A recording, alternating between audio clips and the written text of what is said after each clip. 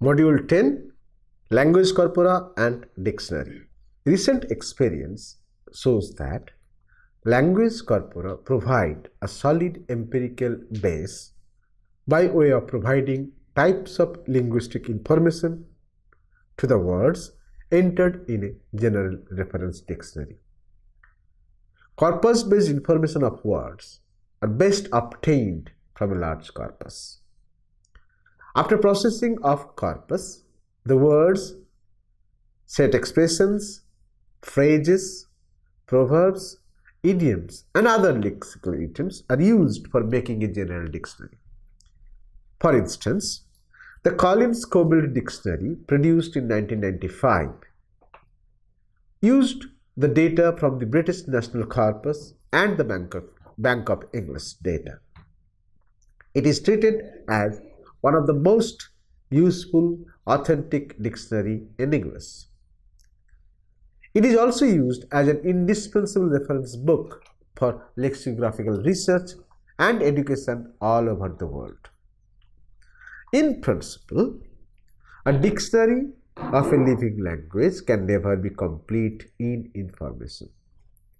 With the advancement of life, knowledge, and civilization, old words become obsolete, while new words come in to fulfill the new needs of the time.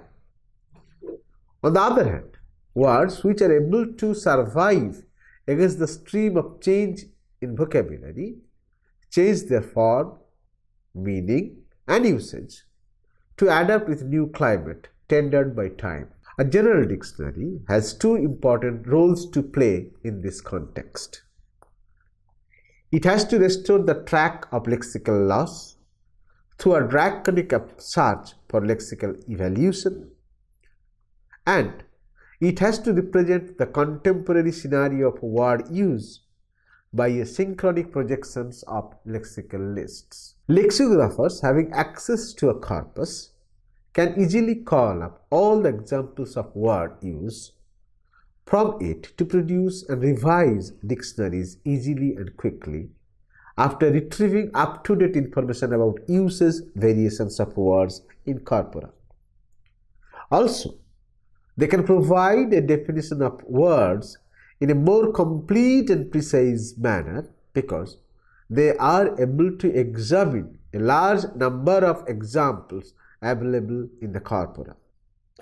In this case, an open or that is constantly growing corpus has an important role to play, since it enables lexicographers to find out how the words, mostly the new words, are entering into the language, while existing words changing their meaning and usage. Moreover, the dictionary makers can produce lists of the frequency of occurrence of words, balance their use across genres, and divide them across language variety. A corpus contains a large amount of textual information regarding sociolinguistic variables such as region, author, date, genre, profession, sex, etc. It helps dictionary makers to tie up usage of particular words or phrases as being typical to a particular variety, genre, time, or profession. Furthermore, lexicographers can easily call up word combinations of various types to establish a relationship between co-occurring words by analyzing their underlying mutual information. This will enable language users to understand phrases, idioms, and collocations more systematically, since they provide important clues for specific word sense retrieval. Some relevant questions may be raised in this context. From the perspective of Indian languages, we can think of using corpus for developing dictionaries of various types: monolingual, bilingual, dictionary of technical and scientific terms, dictionary of spellings, dictionary of homonyms and synonyms, etc. Such dictionaries will definitely be more advanced, more informative, and more pragmatic than the dictionaries available in markets today. It is reported that information derived from the Bank of English has improved almost every aspect of English dictionary. Let us understand how this is possible. In that context, we would like to ask certain questions such as the following. Question number 1. Do we ever use the word gay in its older sense nowadays? Question number 2. Is it right to say different from, or should it be different to? Question number 3. Does the word cheap carry a negative connotation? These are a simple few questions. It is better to call up instances of the words from the corpus to answer those questions. Corpus will show in which sense words are actually used. Question number 1. Which form is more common in which type of text? Question number 2. And if words can have a derogatory sense? Question number 3. Analysis of examples from the Bank of English shows that the word gay has almost lost its old sense. Phrases like different from and different to maintain significant usage variations according to writing and spoken texts. And the word cheap is simply neutral in sense, although it carries a definite disparaging meaning in dictionary. Similar questions may be raised. Which technical terms should be included in a general dictionary? This is a crucial question to lexicographers. To find an answer, the Bank of English yields frequency figures of terms to show that terms which appear in magazines and newspapers are rarely encountered in the vocabulary of common people. This may be a possible solution, yet it is almost impossible to answer the question without evidence ready at hand. Many people will have different opinions about the point, but when it comes to committing language information in a dictionary, we believe we should take account of the wealth of data which a corpus provides for a language. Many people have different opinions about this point, but when it comes to committing language information in a dictionary, we believe we should take account of the wealth of data which a corpus provides for a language. Thus, many innovative features were possible to include in the latest edition of the Corpus Co-built English Dictionary for advanced learners, only because it used information of analysis that has been carried out on millions of examples of words in use across a range of up-to-date text types stored in the corpus. Corpus for a general dictionary. If you want to compile a general dictionary, either in digital or in printed form, we should consider the following issues. Since without these, a dictionary of present-day language is incomplete in information. In the case of the electronic version, every stage is automated to the maximum, with allowance for regular human intervention. For a monolingual general dictionary, we should have a large monolingual corpus. It will include samples of text varieties of the target language so that it supplies the necessary information we want to include in the dictionary. Exhaustive frequency list of lemmatized words obtained from corpus will help lexicographers to decide which words are significant enough to be included in the dictionary. Lexicographers should use a spelling checking system that will enable them to collect words which register spelling variations. Based on frequency, they will decide which spellings will be considered for inclusion in the dictionary. For a language like Bangla or Hindi or Telugu, such consideration is extremely important. In the case of the pronunciation of words, the lexicographer needs to consider the standard as well as regional utterance variations of words. For this, they should use a corpus of spoken texts. For representing the regional variations of words, dictionary makers need to have special statistical information to identify which words are used in which regions and in which frequency. This will help to know if a word has a high or low frequency in regional variety with respect to its frequency in standard variety. Statistical information is also required to know genre distributions of words.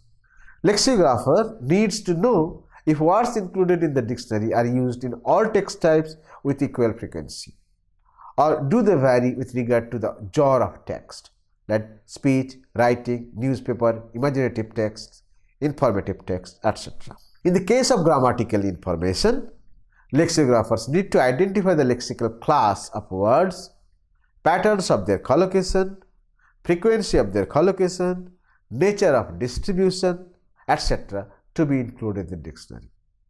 Lexicographers must have enough linguistic information regarding semantic properties of words.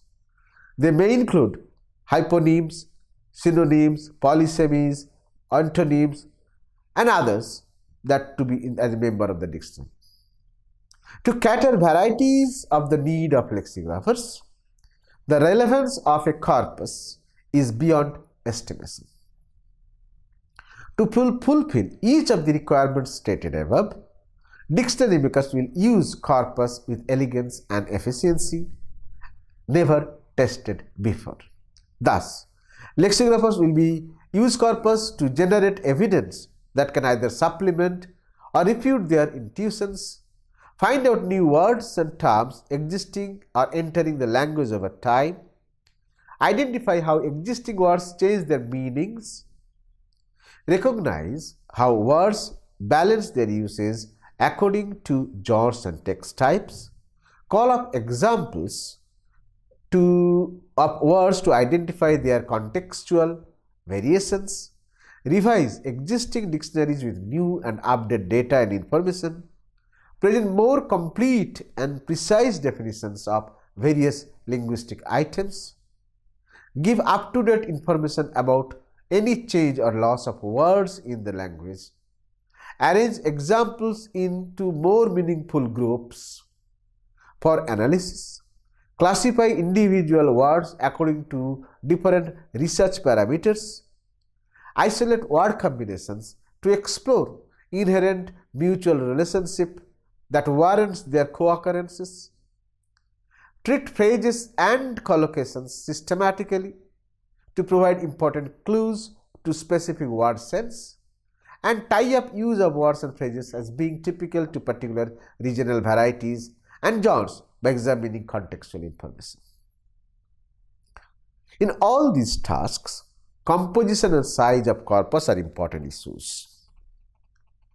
From the point of reliability, dictionary entries cannot be based on one example only. At least 10 or more examples are required before a particular feature or pattern of use becomes apparent or becomes statistically reliable to be included in the dictionary. However, in many cases, words with 10 plus tokens are considered for inclusion in most of the dictionaries, although their inclusion may depend on the additional editorial policy used for preparation for a dictionary. Surely we need corpus in the range of billions of words before we can start compiling corpus-based unabridged dictionaries.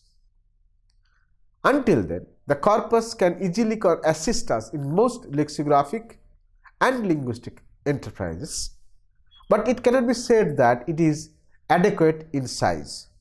It is not a coincidence that corpora were first used for English language teaching, lexicography, where the requirements in a number of headwords was more or less modest. Even then, it used larger corpora to give reliable evidence about the range of meanings, grammatical patterns, and collocational behavior of all but the most common words.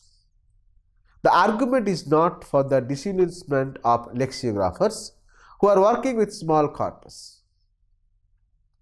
The Cobild's initial attempt in corpus-based lexicography were based on the examples collected from a corpus of 1 and 7 million words. Many of these examples still remain valid in essence, even when checked with the corpus that contains more than 450 million words.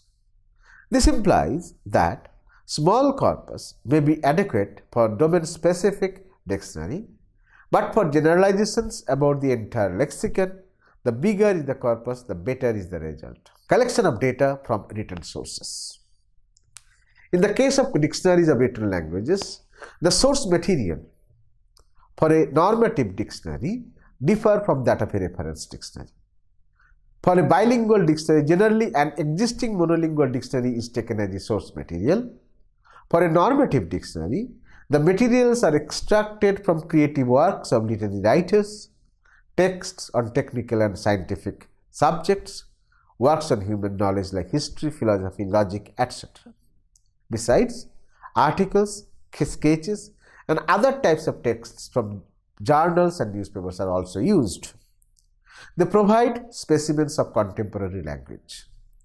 They are good resources for extracting words and phrases newly introduced to the language, or words or phrases used in new senses. Special terms introduced to the language are sometimes found in such sources also. The language of mass media like radio, television, or social also are utilized for the collections of materials for a normative dictionary. This gives wide representativeness of the materials. The collection of data from all the above sources may be enough for a large dictionary, may not be enough for a large dictionary. The bigger dictionaries, there are usually advisors who can help in compiling data. A collection of data on citation slips takes several years. The information collected is very useful for different points of view. Their utility is not lost as soon as the work of the dictionary is over. Citation slips are preserved in scriptorium to refer to the art at the final stage of the printing and preserved for future research works also. Selection of entry words. The number of words in a given language is increased with time. Therefore, dictionary, however voluminous it may, can never claim to include all the lexical dictionary words of a language with their meanings, sub-meanings, and collocational possibilities. A lexicographer has to decide a selection of the entries of his dictionary. Selection of entries is determined by various factors: size, type, purpose, and other issues included into mind. Neologism. The lexical stock of a language does not remain static. New objects and concepts are introduced in speech community. These concepts and objects are expressed in the language by different ways. New words or expressions are coined, new meanings are generated, or some words are borrowed. Those new words may be included into the list. Proper names can also be included into the list. A lexicographer is posed with the problem of including proper names in the dictionary. As we have already discussed in the earlier module, selection of proper names are actually constrained by various factors about their acceptability in the community. Many a time, a proper name is being used in a special sense to develop into general words or become part of the lexical stock of the language. We may examine the following entries in a Hindi dictionary with the word Ganga, which was attained certain special meanings of any river or white color. The land formed, the Ganga Barar, the land formed by the shifting of the current of the river, or Ganga Jamuna mixed with white and black colors and mixed with color and silver. So there are various ways to select those proper names and identify their significance in the community, then only they can be considered. Some empty words may be also included in the dictionary. Some words occur in certain constructions, only they are not treated as independently. In Bengali, As is used in the sense of aspas, that is nearby. Chidiya is a word used only in the word chidiyakhana in that sense. This type of also include words which also are used in some collocations, as to and fro and such and such. Such words should be included in the dictionary with the suitable cross references and specific citations, indications of their peculiarities in occurrences. Function words. As the function words have no referent or denotatum, they have no lexical meaning. They have only the functional or relational meaning. So it may be contended whether they should be included in a dictionary or not. Their inclusion in a dictionary can be pleaded on that following grounds. The function of relation or function words, especially in their collocations, cannot be predicted. A word may have lexical meaning in one context and grammatical meaning in another context. In that case, function words should have an entry in the dictionary. Function words have greater occurrence in the language rather than the context words, and because of their high frequency of occurrences in the larger variety, function words are having greater collocational facilities. Hence, there is a chance that these words should be included. Set expressions and multi-word units, also called the phraseological units. Set expressions or multi-word units are word groups consisting of two or more words whose combination is integrated as a unit or without specialized meanings as a whole. In pre-combinations, words are combined to express different meanings in different ways. In English, live happily, live miserably, live comfortably, good man, good news, good book, etc. are free combinations and are created as and when the speaker wants to communicate such ideas. They are not stable in usage. The maximum communicative function of the language is performed by such expressions. But as their meanings are predictable, the meanings are the sum total of the meanings of the constituents, since the lexicographer does not enter them in the dictionary. As opposed to the pre-combinations, set expressions are not created on the need of communication. They are fairly stable in use. For example, the constituent like red flower may be substituted by blue, white, or any other word depending on the color, in any way changing the meaning of the flower. But if the word red is the red tape is changed, the blue or white, it would mean the tape of ribbon or certain color, and the total meaning of the red tape, that is bureaucratic method, would be lost. Another difference noted between the pre-combinations and set expressions is the semantic relationship between the constituents of a phrase. In the case of the former, the relationship is additive, while each element has greater semantic independence. In the case of the latter, the information or meaning is not additive, because the constituents are fused semantically. Besides these, set expressions have some other characteristic features also. Since nothing could be inserted between them, they are generally indivisible. For example, English term red tape or good morning, etc. cannot be broken into parts, and some elements can be inserted in between. Sometimes they are substituted by single lexical items to attain the status of word equivalence. For example, English be in a brown study, be gloomy. The set expressions have the same function in the sentence as a lexical unit, so they are included in the dictionary. A proverb is a short, familiar epigrammatic saying expressing popular wisdom, a truth, or a moral lesson in a concise and imaginative way. Proverbs resemble set expressions in many respects. They are traditional, their constituent cannot be interchanged, nor any element can be usually inserted in between them. They are usually formed as set expressions. Can all proverbs be included in a dictionary? This is a crucial quest. Proverbs contain many words which are not found in current language. They provide information about the cultural milieu of the speech community. A bigger dictionary may include them, but a concise dictionary may keep them aside.